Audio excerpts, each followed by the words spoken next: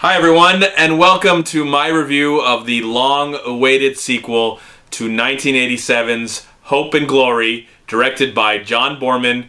He has returned with his brand new movie called Queen and Country.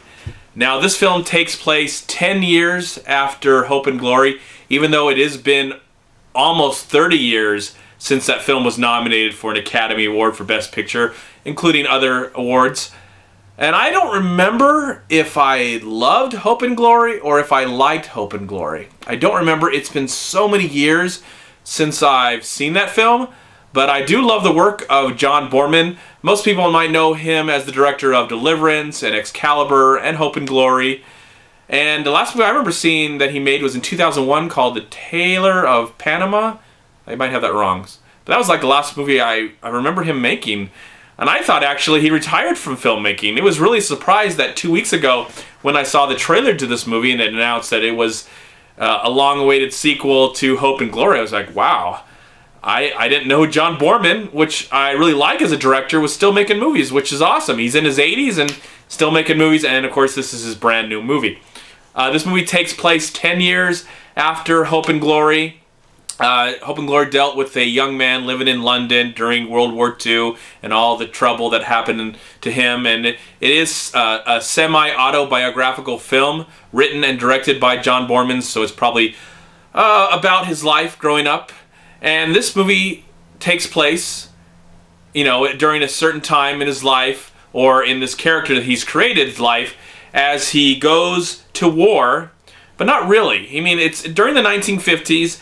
He's in the military. He spends most of his time at a base camp, a military base camp, and we get to see him hang out with his friends and enjoy his military experiences. Though they talk about the Korean War, though we never see him go to the Korean War, so maybe he just never went. Never got enlisted to go into the Korean War, but he was enlisted to join the military. And this film also gives us a look of this character's love life, or his beginning of a love life, as some of his first loves as he meets a few women while he's on break from camp. That's what the movie's about. It's definitely a period piece of the 1950s, as the first one was a period piece of the 1940s, what's going on during that time. And again, I don't remember if I enjoyed Hope and Glory. I think I did. I really think I did. I want to revisit. After watching this film, I'm going to have to revisit Hope and Glory, because it's been at least 20 years since I've seen that film. And with this movie, I would say I liked it. I liked it. I did not love it, just because I felt that I don't know if this needed to be on the big screen. It's a good, well-made film with good acting, good production value. The characters have chemistry, everything you want in a movie like this. A kind of a coming of age movie, even though we've seen him in his 20s now, and I don't know if John Boorman will have any desire to see where this character will go. I don't know if he'll be making movies. Who knows where it's going to go from here. But maybe it was something that John Boorman, the director of the film, felt like he needed to get off his chest. He was like, here's my experiences when I was a kid during the war, and now here's my experiences after the war and dealing with growing up and falling in love and everything that's going on, because that's really what this film actually is about. And I think I would have preferred this movie as a miniseries on PBS or BBC instead of actually a theatrical film. It's not getting a major release, and that's probably why. I don't know if it really.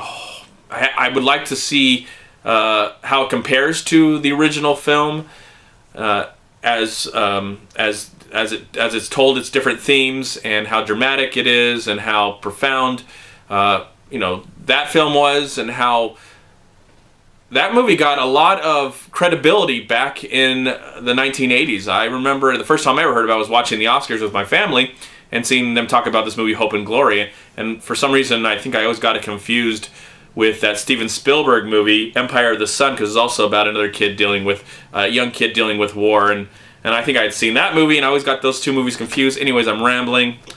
Queen and Country, it's a decent film.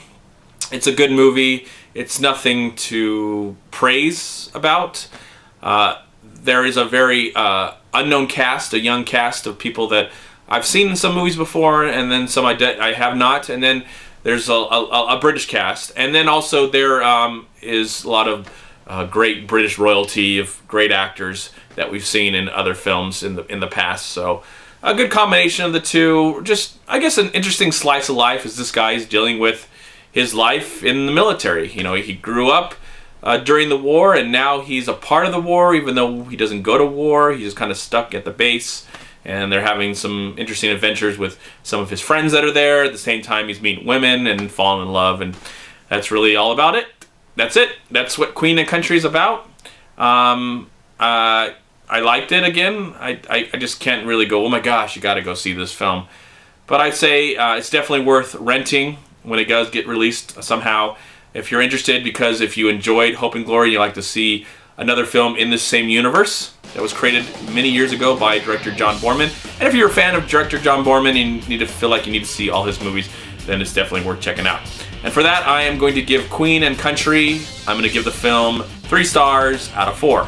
I'm MovieManCHAD. Please like, comment, subscribe to my channel. I'm also on Twitter and I'm on Facebook. And please go to WeLoveFilm.com and subscribe right here on YouTube to We Love Film. Also go to Long Beach Acting and Film Association right here on Facebook and Twitter. Please also go to MoviePile.com. And if you've enjoyed this video movie review, please click right here. Subscribe to my channel. I'd really appreciate it.